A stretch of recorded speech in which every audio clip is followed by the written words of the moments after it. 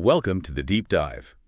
We take the information you've given us, that stack of material, and really dig in to find the key insights, maybe some surprising facts, and definitely those aha moments.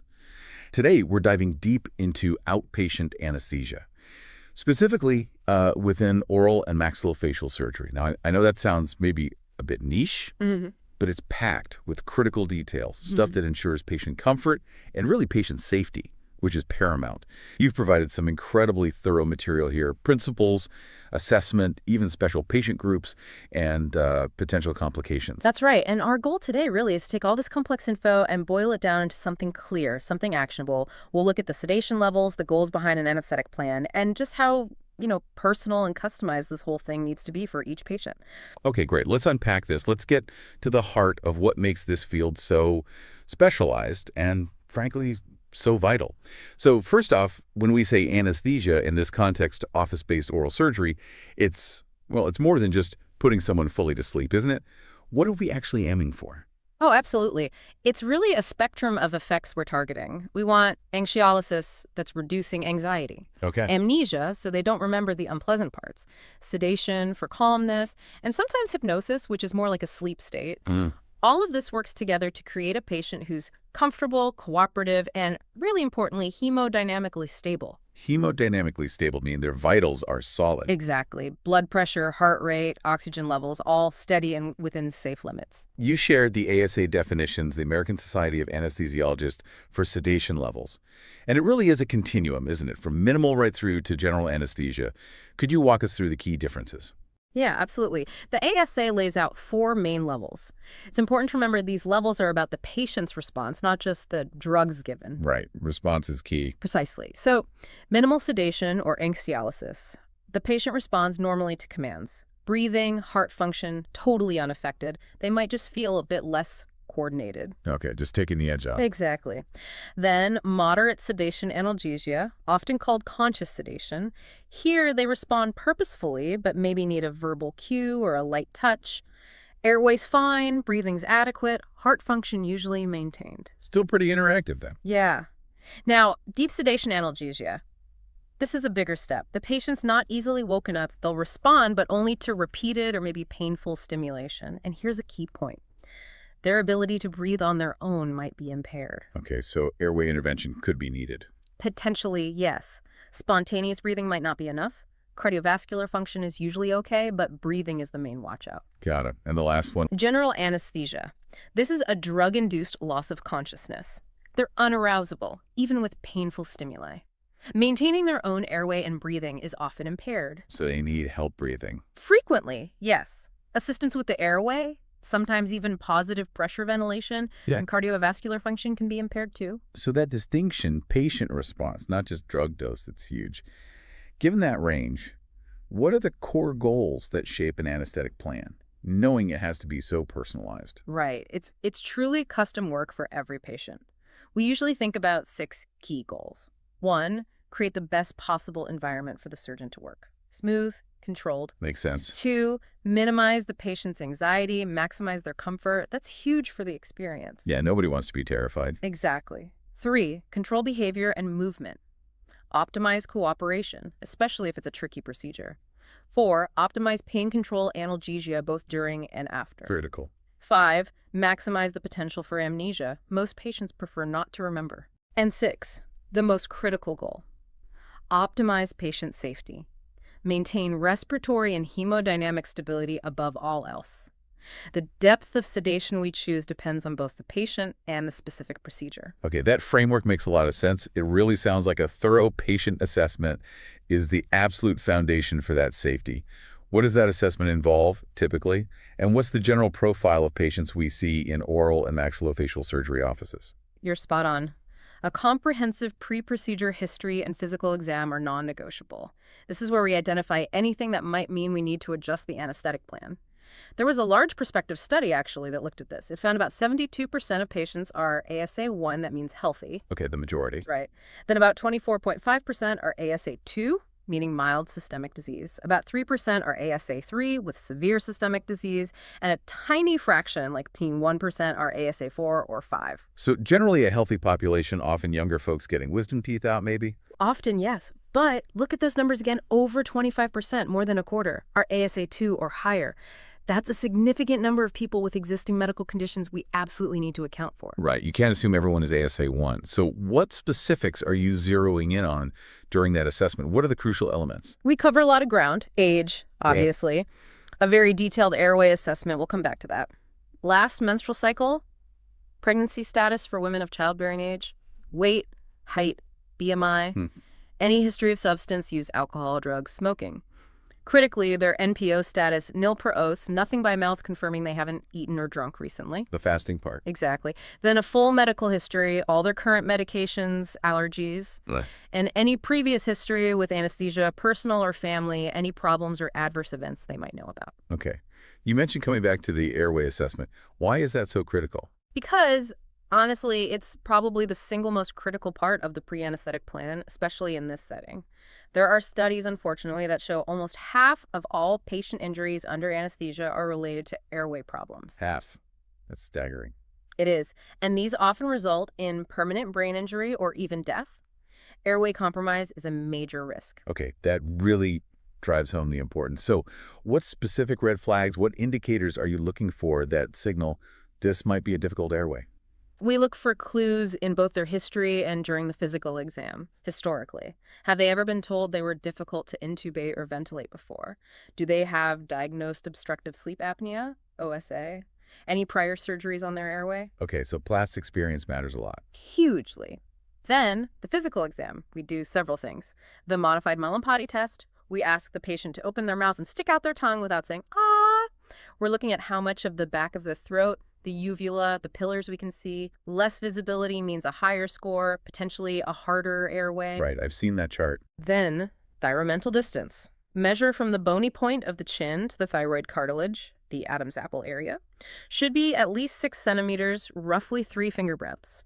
Shorter than that suggests the larynx might be positioned forward, making it harder to see. Okay. We also look for a receding jaw mandibular retrognathia, limited mouth opening less than 3 centimeters between the front teeth.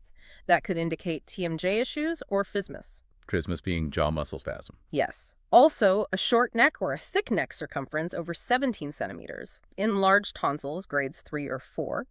Limited neck movement, can they flex and extend their head easily? Arthritis can limit this. Prominent upper teeth, any obvious masses in the mouth or neck, or any facial deformities, congenital or acquired. And a really important point.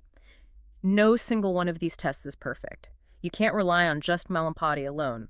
But when you combine several tests, like Mallampati and thyromental distance, your ability to predict a difficult intubation improves significantly. That makes sense, using multiple data points. Yeah.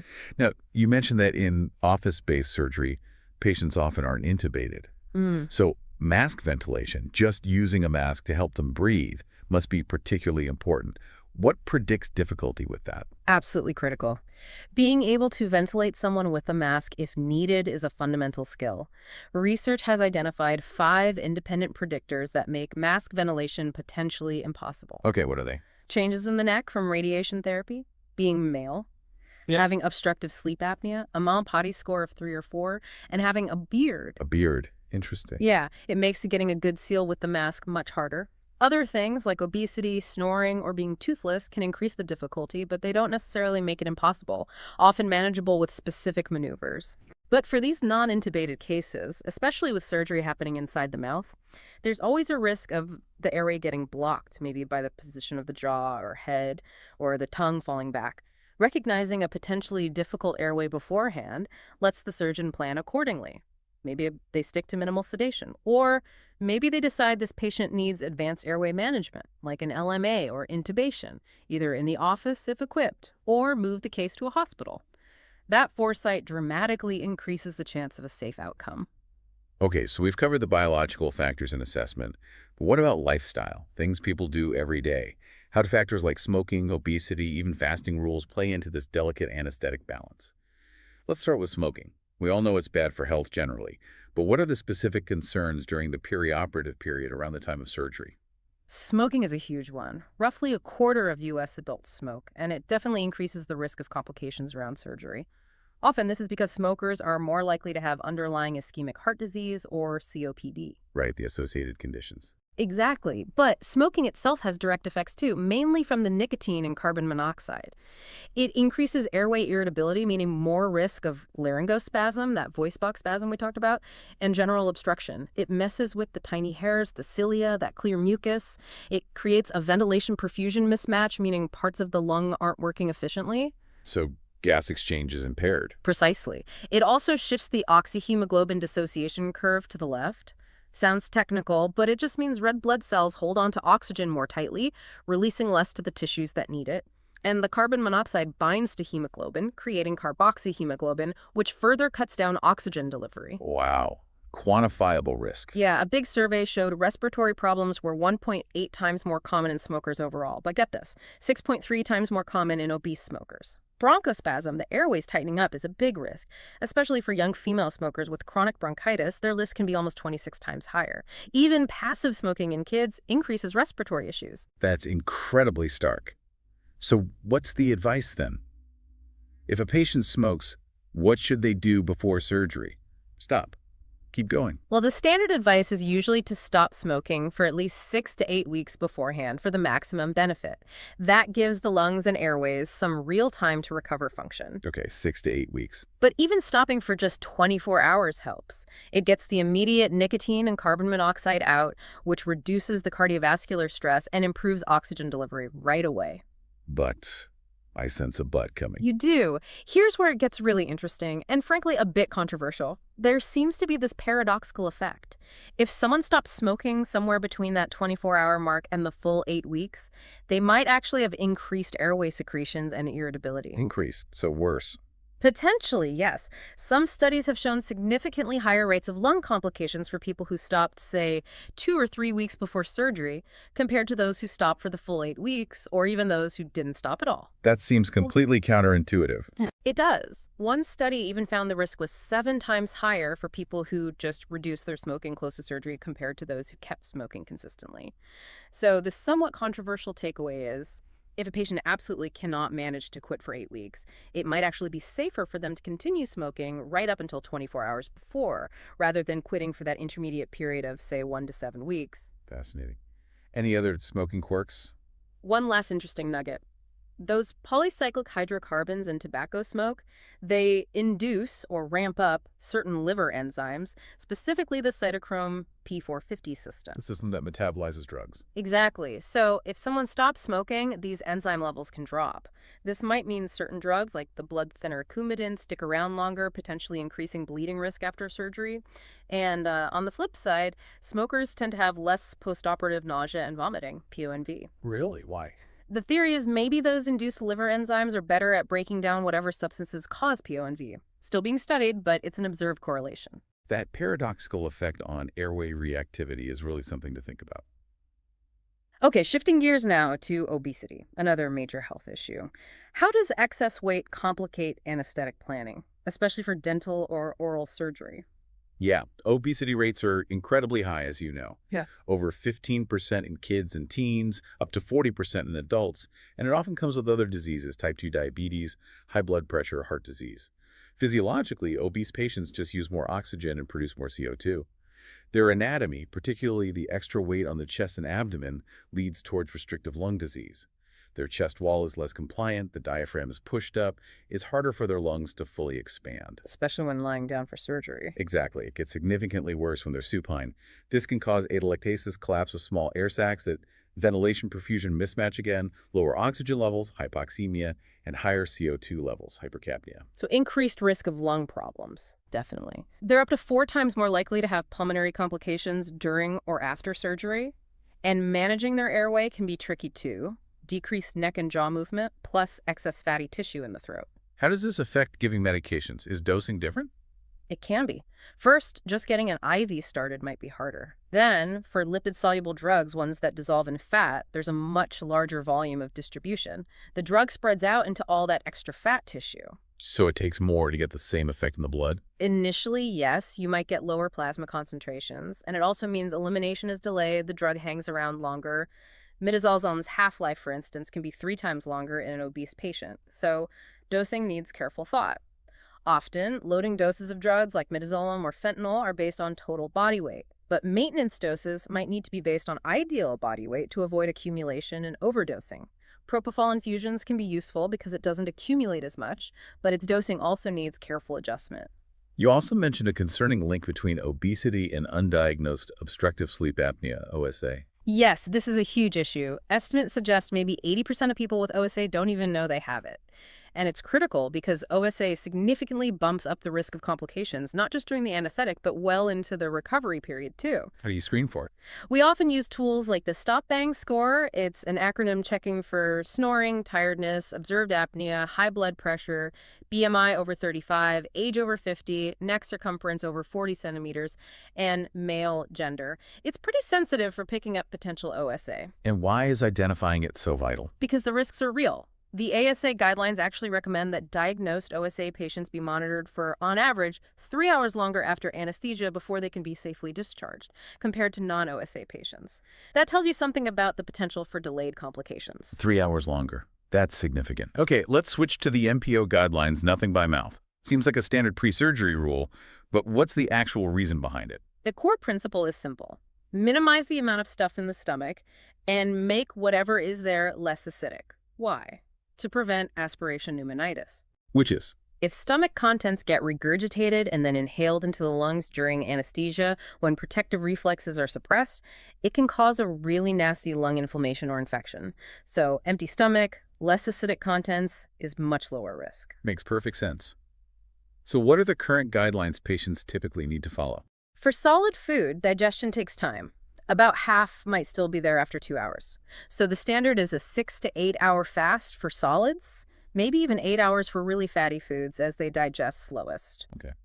And liquids? Clear liquids are different. They empty much faster, maybe 10-15 minutes, and most are absorbed within an hour. So current guidelines allow healthy patients to drink unlimited clear liquids, water, clear juice without pulp, black coffee or tea up to 2 to 3 hours before surgery. Oh, that's more lenient than the old nothing after midnight rule. It is, and it's especially good for kids, helps keep them less irritable and dehydrated. For an afternoon surgery, a light breakfast 6 hours before might be fine. But yes, for morning cases, many places still stick with the traditional NPO after midnight, just to be safe and simple. But keep in mind, some things can slow stomach emptying.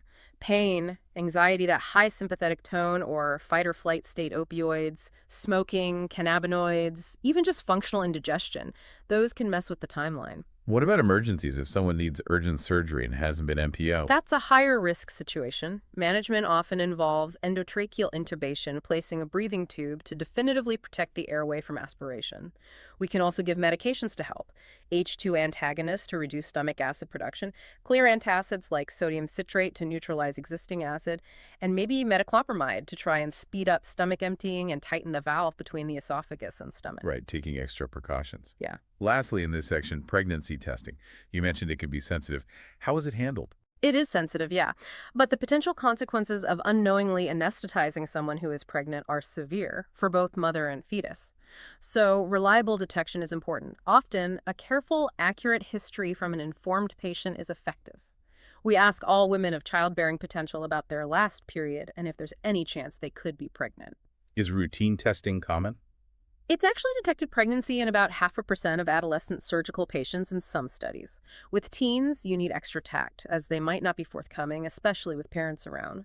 But the whole issue of routine universal testing is still debated. There are concerns about false positives, the emotional impact, so no, it's not standard practice in most oral and maxillofacial offices currently. History taking is key. Okay, that covers a lot of the preoperative assessment factors. Now let's delve into substance use. It's a widespread issue, unfortunately. How does it specifically impact anesthetic management, particularly considering the younger demographic often seen for procedures like wisdom teeth removal? Yeah, substance use cuts across all ages, and you're right, we see it in adolescents and young adults too. Getting a thorough, honest history of any substance use is absolutely mandatory. It directly impacts which anesthetic agents are safest and helps us anticipate and manage potential perioperative complications. Okay, let's break down some common ones. Marijuana first. What are the key anesthetic considerations there? Marijuana is the most used illicit drug after alcohol. Users might come in anxious, maybe having panic attacks, showing signs of sympathetic stimulation. From an anesthetic view, we worry about immune effects and upper airway hyperreactivity. Laryngospasms have been reported within 36 hours of use. Wow, that recently. Yes. It can also worsen respiratory depression from opioids and make recovery from drugs like barbiturates or ketamine take longer. Cardiovascularly, it significantly boosts heart rate, 20 to 100% increase for up to 3 hours. It can also depress heart muscle function and lower the threshold for arrhythmias. There's even a reported 4.8-fold higher risk of heart attack in the first hour after smoking. That's significant. Okay, what about alcohol, the most common one? Right. Alcohol abuse is prevalent, including binge drinking in teenagers.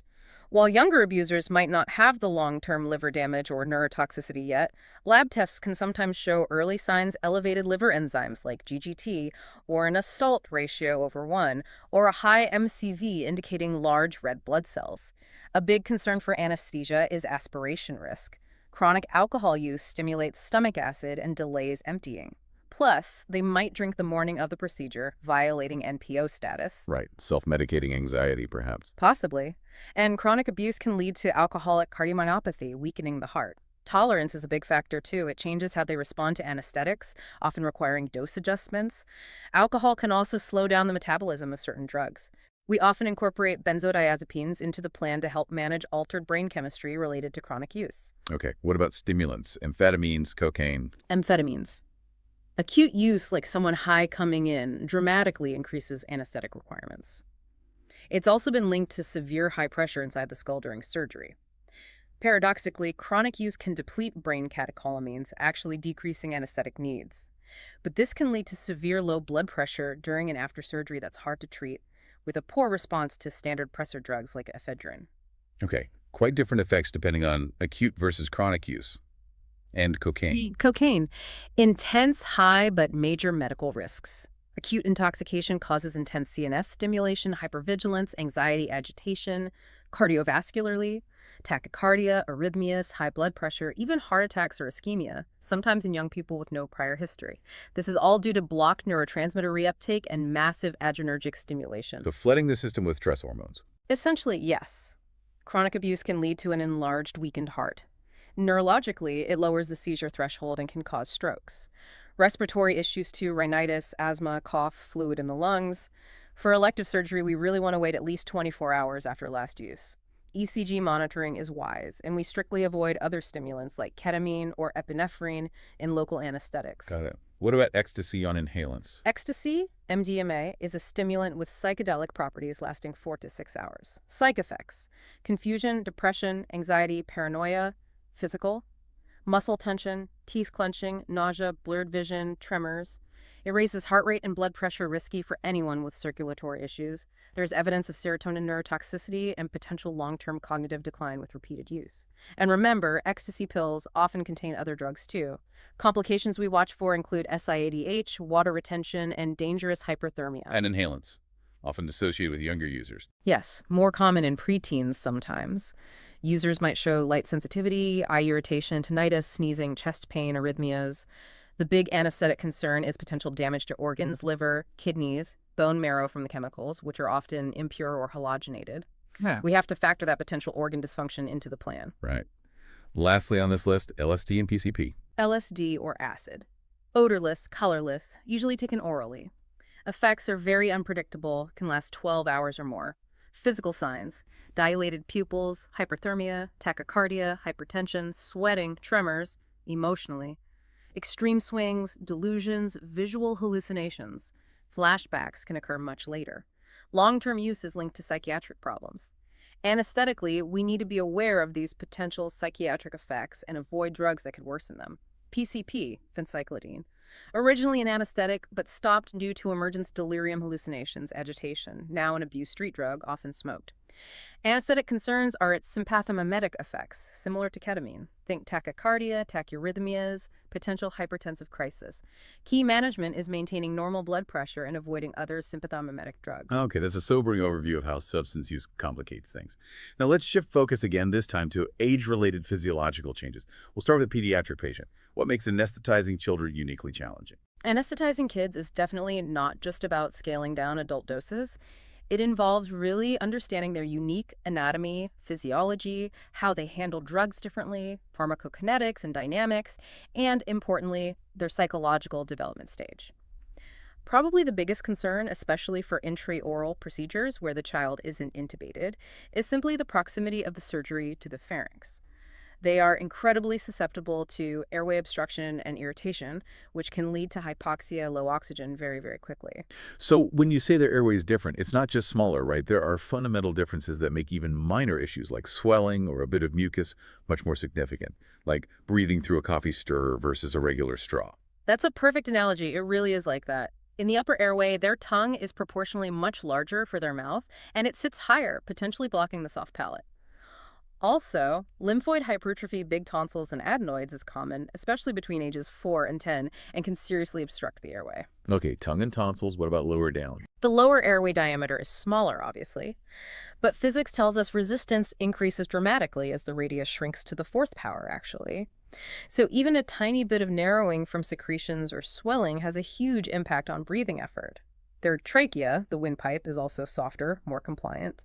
If they struggle to breathe against an obstruction, the negative pressure can actually cause the trachea to collapse inward, paradoxically making the obstruction worse. Wow, and how they actually breathe is different too. Yes, their ventilation efficacy. A child's ribs are more horizontal, and their accessory breathing muscles aren't as developed.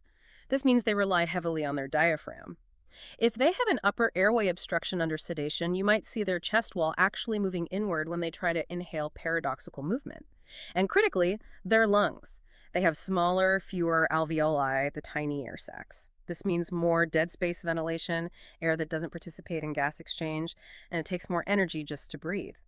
Their functional residual capacity, FRC, think of it as their oxygen reserve in the lungs, is smaller relative to their body size, and sedation makes it even smaller. Combine that low reserve with a higher metabolic rate, they burn through oxygen faster, and the result is much more rapid desaturation if they stop breathing. How much faster? Significantly. An example often cited is a child might drop to 85% oxygen saturation in maybe 41 seconds of apnea, whereas an adult might take 84 seconds to reach the same point. Less reserve, faster consumption. That really paints a picture of how quickly things can go wrong. How does this different anatomy affect intubation if it becomes necessary? It makes it harder, generally. The large tongue, the larynx being higher and more anterior, the long floppy epiglottis, it all conspires to make getting a good view of the vocal cords challenging. And the narrowest point is different.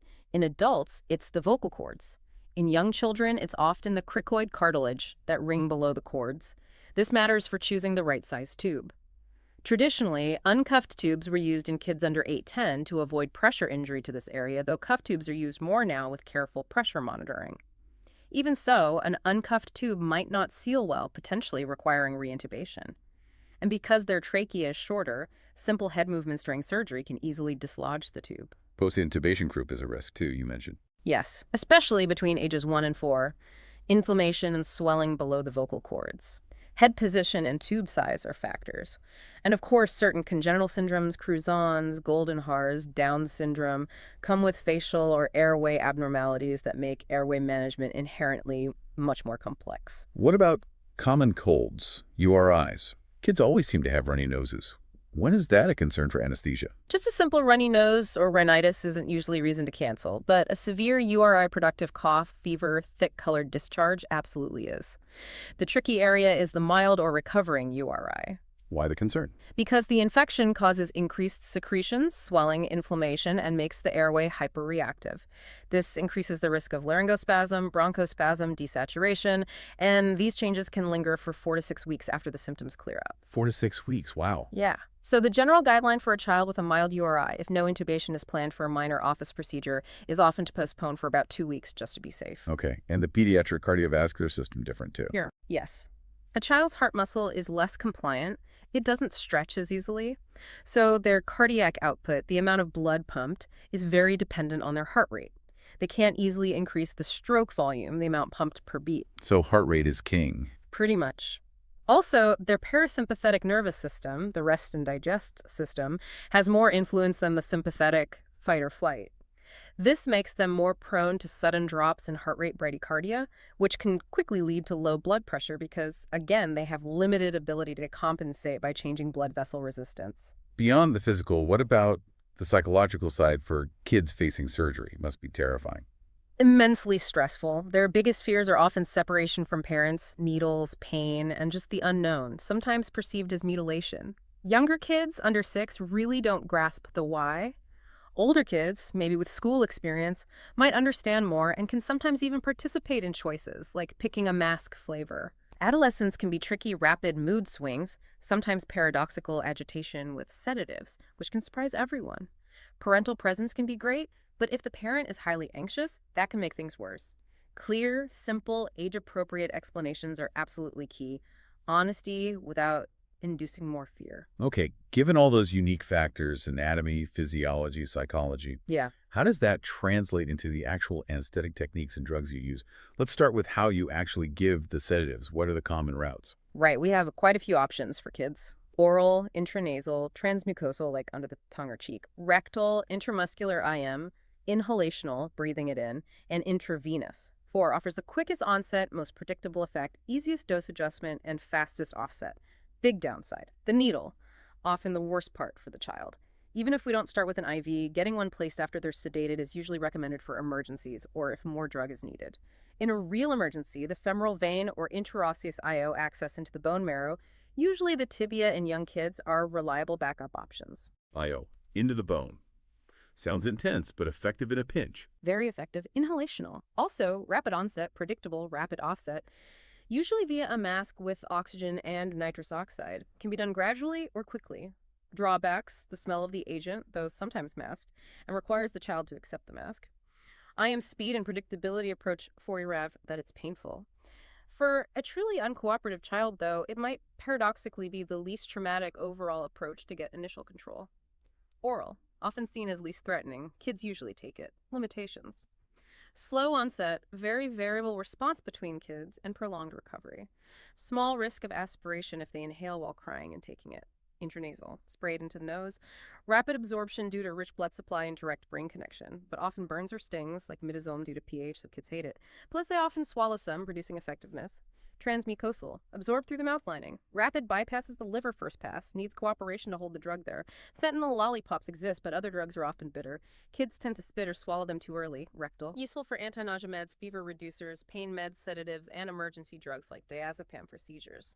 Absorption is variable, but it does partially bypass the liver. That's a great breakdown of the how. Now, the what. Which specific drugs are commonly used? Ketamine seems particularly prominent in pediatrics. What's special about it? Ketamine is unique. It produces what's called a dissociative state. The child looks sort of awake, eyes might be open, maybe moving side to side, nystagmus, but they're disconnected, non-communicative. It gives excellent amnesia and pain relief, and the analgesia lasts after the procedure, too. And the airway benefits. That's key. Ketamine generally preserves upper airway muscle tone, spontaneous breathing, and that crucial FRC, the oxygen reserve. So less risk of airway obstruction compared to many other agents. It also relaxes bronchial muscles. Sounds ideal, but are there downsides? Risks? Oh, definitely. Respiratory depression can still happen, though less common, often related to rapid IV push or very high doses. Aspiration is still a risk. Reflexes are diminished, not absent, and it increases secretions, saliva, bronchial mucus, which can actually trigger laryngospasm. Because of this secretion issue and blunted reflexes, we really feel patients who aren't confirmed NPO should not get ketamine. Okay, so NPO status is still critical even with ketamine. Cardiovascular effects. It tends to indirectly increase heart rate and blood pressure via sympathetic stimulation, usually well tolerated in healthy kids. A major disadvantage, though, is emergence phenomena. Vivid dreams, hallucinations, out-of-body feelings can happen in up to 10% of kids under 16. Also, it increases pressure in the eye and brain, so contraindicated if there's injury there. How is it typically given? Can be IM 4 to 5 milligauria gives dissociation lasting 15-30 ways, but full recovery can take hours. Orally, absorption is less, onset 20 mins, duration maybe 36 mins, but recovery can still be long.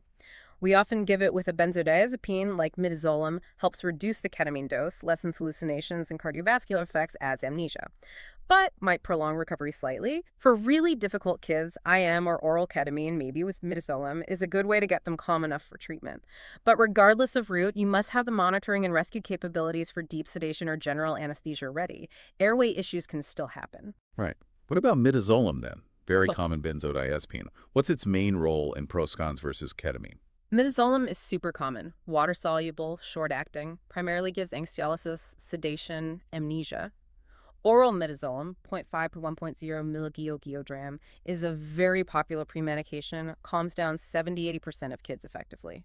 Nitrous oxide can boost its effect. Here's the key difference from ketamine. Midazolam does decrease upper airway muscle tone, so higher risk of obstruction, especially if combined with nitrous or if the child has big tonsil. Okay, that's a critical distinction. Onset and duration. Onset usually within 20 minutes orally. Duration maybe 20–40 minutes of peak effect. Discharge readiness usually around 60–90 minutes. Downsides. Higher doses can cause loss of head control, blurred vision, dysphoria, feeling unwell, and that paradoxical excitement getting agitated instead of calm is more common in kids and teens than adults. Got it. And the really rapid induction agents. Methotrexate, propofol. Methotrexate, ultra-short-acting barbiturate, often given IV in offices, been used safely for years, but interestingly, the manufacturer's insert says it's not adequately studied or recommended for kids. And propofol. Very popular in adults. Propofol, yes, and alkylphenol. Highly desirable for outpatient surgery because it's super fast on, short duration, cleared quickly, doesn't build up much, fewer cardiac rhythm issues than methotrexate. But it often stings on injection, 10–20% of kids. Can cause drops in blood pressure and heart rate more often in kids, maybe 17%, partly because they often need higher doses for deep sedation. Excitatory movements, muscle twitches, also more common in kids. And the big worry with propofol. The big one is propofol infusion syndrome. Rare but devastating. Cases of fatal metabolic acidosis and heart failure reported in kids, mostly with prolonged infusions, like in ICU settings. The FDA hasn't definitively proven causality, but the advice is clear. Limit the dose and duration of propofol infusions in children. Definitely not for prolonged sedation outside the OR. Okay. What about inhaled agents? What role do they play? Nitrous oxide, the original anesthetic. Good for anxiety, pain relief, amnesia, sedation. Huge safety margin, few side effects. Low solubility means fast on, fast off. It can potentiate other drugs, deepening sedation, but high concentrations can also contribute to respiratory issues. And the more potent ones? The potent inhalational agents.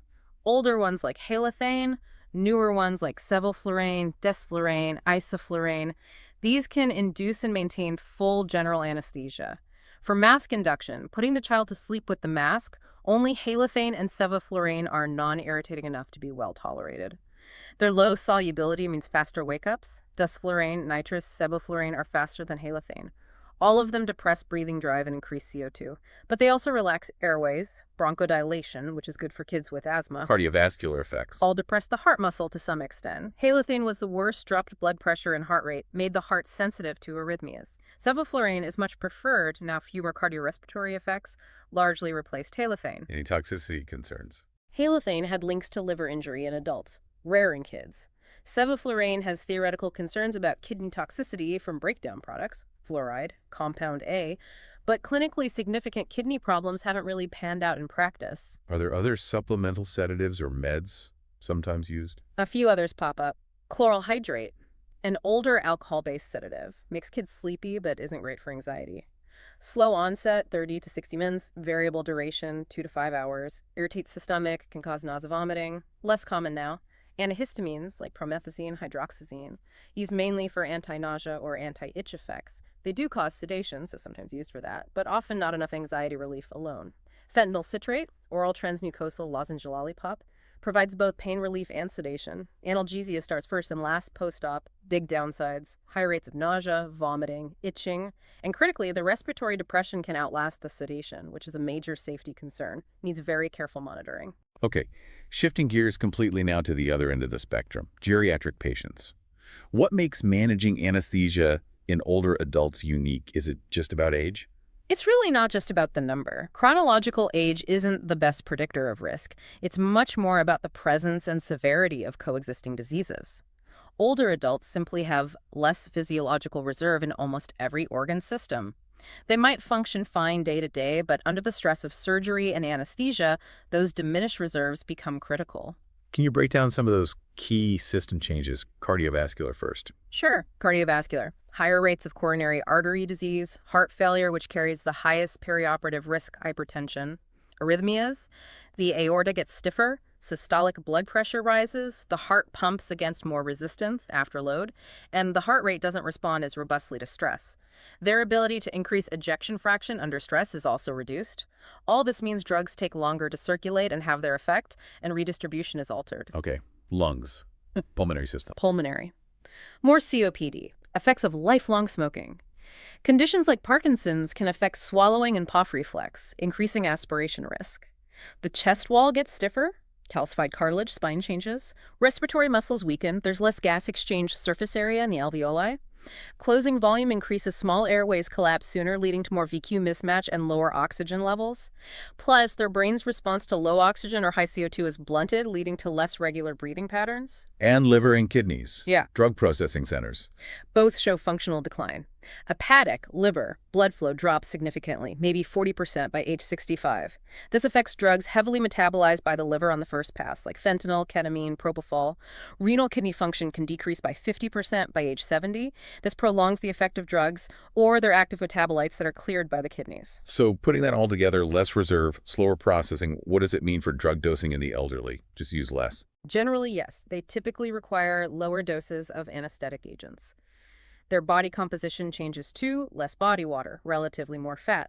This increases the volume of distribution for fat-soluble drugs, leading to lower initial blood levels, but prolonged elimination as the drug leaches out of fat stores. Changes in plasma proteins can also increase the unbound active fraction of some drugs, meaning you get a bigger bang for your buck from the same dose. They're more sensitive to propofol, more apnea, hypotension, and drugs like midazolam, fentanyl, ketamine just last longer. Titrate carefully, start low, go slow. Makes sense. Now, even with the best planning, complications can happen. Let's talk about laryngospasm again, that sudden airway closure. How common is it generally? And you mentioned it's worse in kids. Right. Laryngospasm is the vocal cords and surrounding tissues clamping shut. It happens in maybe 8.7 per 1,000 anesthetics overall, but in kids under 9, it jumps to 17.4 per 1,000, more than double. That's a striking difference. How do you treat it when it happens? Treatment depends if it's complete, no air movement, silent, or incomplete, stride or squeaking sounds.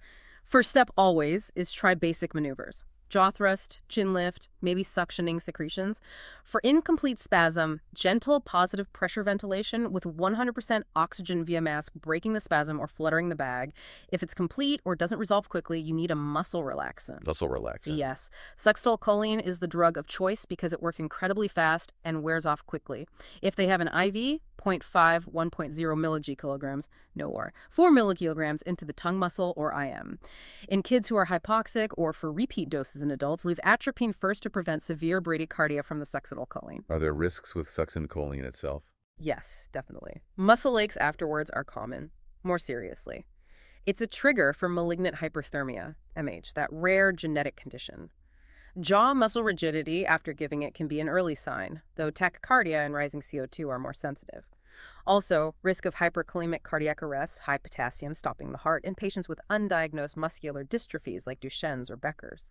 Despite these risks, its speed makes it essential for emergencies like laryngospasm in the office. There are alternatives like rocuronium for elective relaxation, but not for this acute situation. Okay. Another common complication. Post-operative nausea and vomiting, PONV, especially troublesome in kids. Very troublesome. Major cause of patient discomfort, delayed discharge, unhappy parents, and kids. Severe cases can lead to dehydration or low oxygen. Anesthetic choice matters. Midazolam and low-dose propofol seem to reduce PONV. Methotrexate, opioids, especially that fentanyl lollipop, and nitrous oxide tend to increase it, although the nitrous effect is less if kept below 40%. The brain's emetic center is complex, getting signals from lots of places. Antiemetic drugs work by blocking receptors for triggers like dopamine, serotonin, histamine, etc. We don't routinely give them to everyone, but target patients with risk factors. What are the main antiemetic drugs used? Several classes. Phenothiazines, like promethazine, block dopamine receptors. can cause sedation and movement disorders. Benzamides, metoclopramide. Anti-nausea plus helps gut motility. Kids can get dystonic reactions, so often given with Benadryl. Histamine antagonists, weak antiemetics but very sedating. Good for motion sickness. Muscarinic receptor antagonists, glycopyrrolate, atropine. Good for motion vestibular-related nausea. Glycopyrrolate is less sedating as it doesn't cross into the brain easily. Serotonin, 5-HT3, receptor antagonists, danazotran, grandistran. Newer class, very effective, especially prophylactically. Few side effects, very popular. Glucocorticoids, dexamethasone, effective especially combined with others. Mechanism isn't fully clear, but they work. Lots of options there.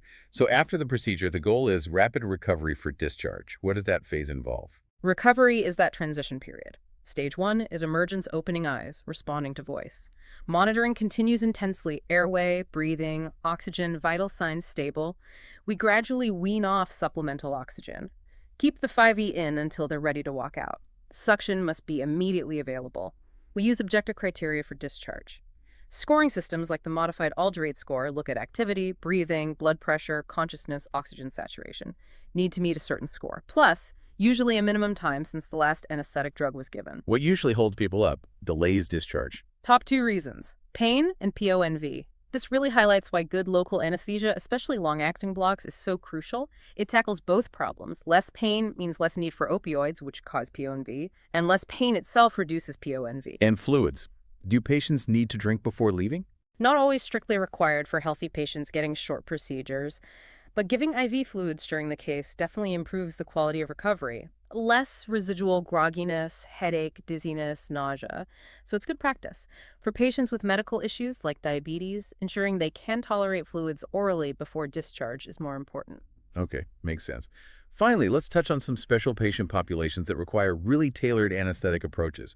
Can you highlight a few? Sure, there are several groups we need specific strategies for. ADHD, attention deficit hyperactivity disorder, affects maybe 5% of kids. Many are on stimulants like methylphenidate, Ritalin. These drugs increase heart rate and blood pressure. If they seem to be abusing or overdose, delay surgery. But if taken appropriately, it's usually fine to continue the medication. Anesthetic management depends on cooperation. Ketamine, oral or IM, maybe with midazolam, can be very useful. Autism spectrum disorder, complex developmental disability, challenges with social interaction, communication. Some have repetitive or self-injurious behaviors, often on psychiatric meds. Key is a calm, minimally stimulating environment, respecting routines. Benzodiazepines might help.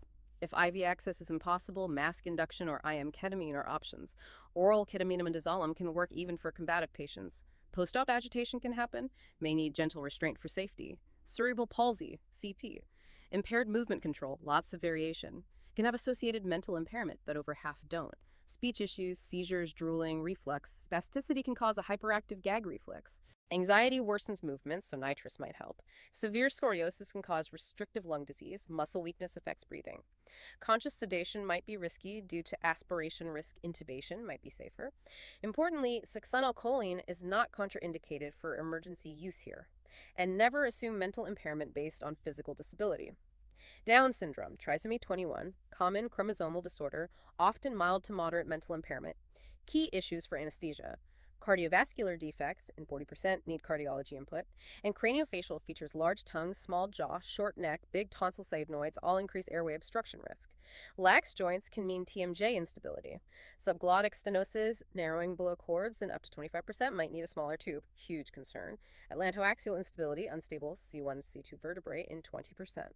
Neck positioning can cause spinal cord injury, needs careful pre-op evaluation. Muscular dystrophy, for example, Duchenne-Becker's. Progressive muscle wasting diseases, poor respiratory function, weak muscle scoliosis. High aspiration risk, weak reflexes, slow gastric emptying. Often have heart problems, cardiomyopathy, arrhythmias. Succinylcholine is absolutely contraindicated risk of rhabdomyolysis and fatal hyperkalemia. Volatile anesthetics also generally avoided due to MH association. Non-depolarizing relaxants can be used, but recovery is often slow and unpredictable. Risk of late respiratory depression means ambulatory surgery is often ill-advised or needs extended observation. Wow.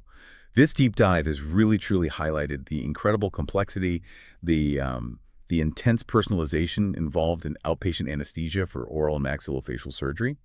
It's so much more than just giving a drug, isn't it? Absolutely. It's this meticulous assessment of every single patient, their Yeah. physiology, history, lifestyle, even their psychology, Yeah. tailoring that plan for comfort, but always, always with safety as the absolute top priority. Exactly right. And that dedication to understanding all these nuances, the sedation levels, the specific risks tied to age or smoking or OSA, that's what allows practitioners to provide this care safely and effectively in an office setting. It really shows how specialized and comprehensive this field has become. So wrapping this up, what does this all mean for you, our listener? We've explored how things that might seem small, did you smoke yesterday? How old are you? Do you snore?